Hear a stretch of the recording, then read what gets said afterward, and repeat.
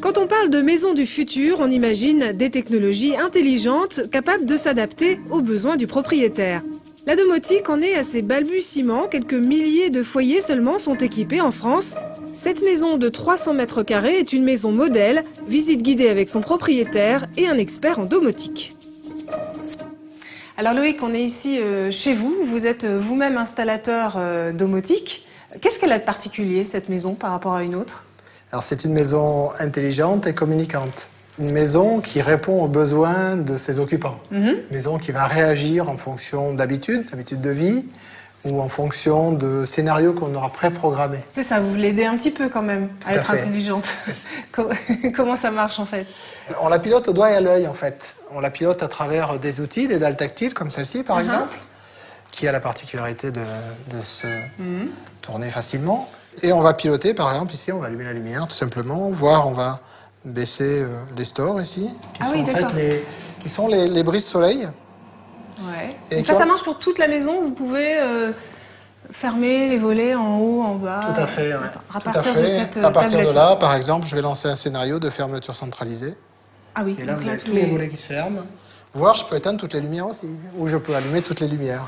Quelles sont les autres fonctions de la domotique? La maison intelligente va fonctionner toute seule. C'est-à-dire que quand il fait chaud en été, les brises-soleil doivent se fermer pour empêcher la chaleur de rentrer. Elle le fait toute seule, ça? Elle le fait toute seule. D'après le programme en fonction de capteurs qui sont sur la terrasse ou à l'extérieur, station météo que l'on installe. La maison va mesurer la température qu'il fait à l'intérieur, à l'extérieur, la luminosité et se positionner en fonction.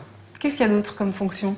Sur l'aspect énergétique, on va pouvoir contrôler le chauffage, se mettre en position mode réduit, mode confort, voire mode hors gel. Alors, le chauffage, c'est assez intéressant de le piloter aussi à distance. Quand on est en vacances, par exemple, si on décide de rentrer 2 jours plus tôt, on va mettre le chauffage en marche. Si on l'a mis en mode réduit, on va le mettre en marche à distance. La partie sécurité aussi est intéressante parce qu'elle va nous permettre de simuler une présence dans la maison. Quand on n'est pas là, la maison va vivre comme quand on y est finalement. Donc la lumière s'allume, s'éteint, en fonction de nos scénarios de vie, de nos habitudes de vie. Ça dissuade un éventuel cambrioleur. Exactement. Combien ça coûte pour installer de la domotique dans sa maison? Alors le prix varie en fonction des options évidemment, mais on peut dire aujourd'hui qu'à partir de 4 000 à 5 000 €, on peut équiper un appartement de 150 mètres carrés, une maison.